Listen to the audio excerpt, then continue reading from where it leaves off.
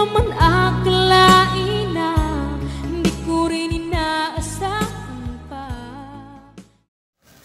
Narito tayo ngayon upang matunghayan ang nagiinit, nagbabaga at talaga namang usap-usapan at nagtitrending na latest issue ni Ate Erica.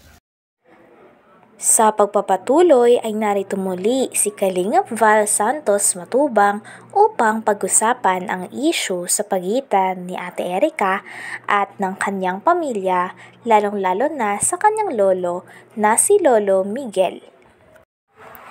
Dito nga ay kinikwento ng tita ni Ate Erica na talagang nagugulat daw sila sa mga nangyayari sapagkat simula nga nagkaroon na sila ng sponsor at umalis sa Kalingap ay tuloy-tuloy nga ang mga blessings sa kanila at nagugulat lang din daw ang mga pamilya nila. Saka yung kay yung unang nag-vlog kayo. Bakit kaya hindi alintana ni Jun yung perang ginastos niya? Kina Erica, bakit kaya gano'n? Malaking pera na, may motor pala, may in wax, tapos may tricycle. Po talaga si Silam, hindi po namin alam kung kanino nakapangalan. Yung lote, anong lote? Yung lote sa daig. Yun ang gusto ko rin malaman. Alamin natin lahat. Basta po nalaman lang po namin, bumili silang mag-asawa ng lote sa daig. Pero sinabi itong motor para sa pamilya. Yung tricycle. Saan yung tricycle ngayon? Nino? Si Sheila May. Ilan ba anak ni Sheila May? Isa lang. Ano trabaho ng asawa niya? Wala po. Wala. Pero magandang buhay ngayon. Sabong-sabong lang yun.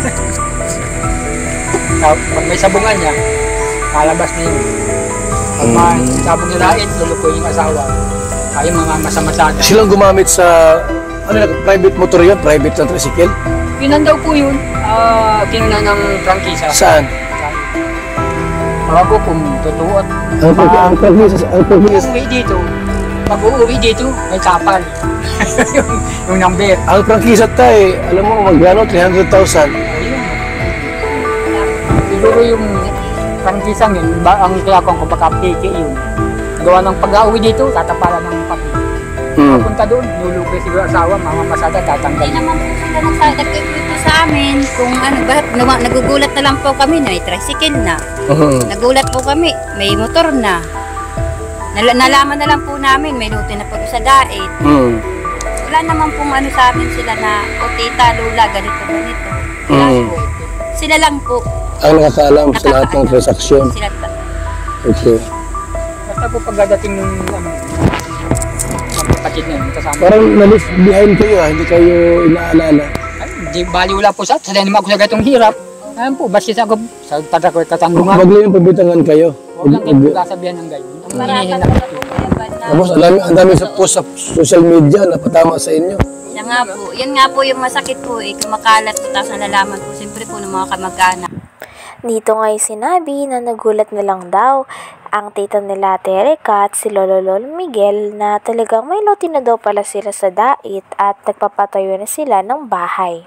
Talagang pinapatunayan nga na talagang masikreto si Ate Erica at ang kanyang ate simula nung umalis sila ng Kalingap. Ito ay dahil nandoon na si Sir Jun A na nagsusponsor kay Ate Erica. Motor pala, may in wax, tapos may tricycle. Po talaga si Silam, hindi po namin alam kung kanino nakapangalan. Yung lote, anong lote? yung lote sa daig. Yun ang gusto ko rin malaman. Alamin natin lahat. Basta po nalaman lang po namin, bumili silang mag-asawa ng lote sa daig. Pero sinabi itong motor para sa pamilya. Yung tricycle. Saan yung tricycle ngayon? Nino? Si Sheila May. Ilan ba anak ni Sheila May? Isa lang. Ano trabaho ng asawa niya? Wala po. Wala. Pero magandang buhay ngayon. Sabong-sabong lang yun. Pag may sabungan niya, kalabas na yun. Pag may sabong nirain, lulukoy yung asawa. Ay mga masamasada. Silang gumamit sa private motor yun? Private na tricycle? Yun daw po yun. Kinunan ng prangkisa. Saan? Ewan ko kung totoo. Ang prangkisa, Uwi dito, pag uuwi dito, may kapal. yung number. ang prangkisa tayo, alam mo, magkano, 300,000. Ayun. Siguro yung prangkisang yun, ang kaya kung baka peke yun. Gawa ng pag-uwi dito, tatapalan ng papel. Punta doon, nulugay siguro asawa, mamamasada, Hindi tatanggalin. naman po sila nagkikwento sa amin kung ano, bakit nagugulat na lang po kami na may tricycle na. Nagulat po kami, may motor na. Nalaman na lang po namin, may luti na po sa dait. Wala naman pong ano sa amin sila na, o tita, lola, ganito. Wala po. Sila lang po. Ang nakakaalam sa lahat ng transaksyon. Sila, Okay. Basta po pagdating ng magkapatid na yun, kasama. Parang na-leave behind kayo, hindi kayo inaalala. Ay, di bali wala po sa naman ako sa gatong hirap. Ayun po, basta ako sa patakoy katanggungan. Wag lang yung pabitangan kayo. Huwag lang kayo kasabihan ng gayon. Ang marami hinihinap na po yung banda. Tapos ang dami sa post sa social media na patama sa inyo. Siya nga po, yun nga po yung masakit po kumakalat po, tapos nalalaman po, siyempre po ng mga kamag-anak. Nang isip po nila sa amin, meron kami, magulang ko po. Kaya yung dun po ako na nag-post na po talaga, nagpadala na ng video para po matuldukan na kung sino po talagang may sala. Dito nga ay sinabi din nila Lolo Miguel na wala daw silang kinalaman nung una sa pagpapanggap nila Ate Erica na ito ay naisa nilang umalis sa Kalingap dahil sa pag-aaral. Noong una nga daw ay nagulat din sila dahil alam nila na ang Kalingap ang tunay na tumulong, kaya nagulat din sila kung bakit alis si Ate Erica. Ngunit nung huli ay napilit din sila nila Ate Erica na magpanggap at kausapin ng Kalingap na sumunod sa kanila. Kung alam bakit siya nakikialam sa pamilya niyo ay pag-asaan niya. Pinapalabas po kasi niya lagi Kuya Bal si Erica, lagi daw po dito, maganda ang pakisama namin, maayos pa daw po kami. Gusto po kasi niyang panindigan namin na oo, kahit hindi naman po pumupunta dito si Erica. Nagbibigay daw po sa amin ng sustento si Erica. Gusto po nila Hindi naman. Oo, hindi naman. Nasa totoo lang naman po ako, kaya po ako nagsasalita ng ganito.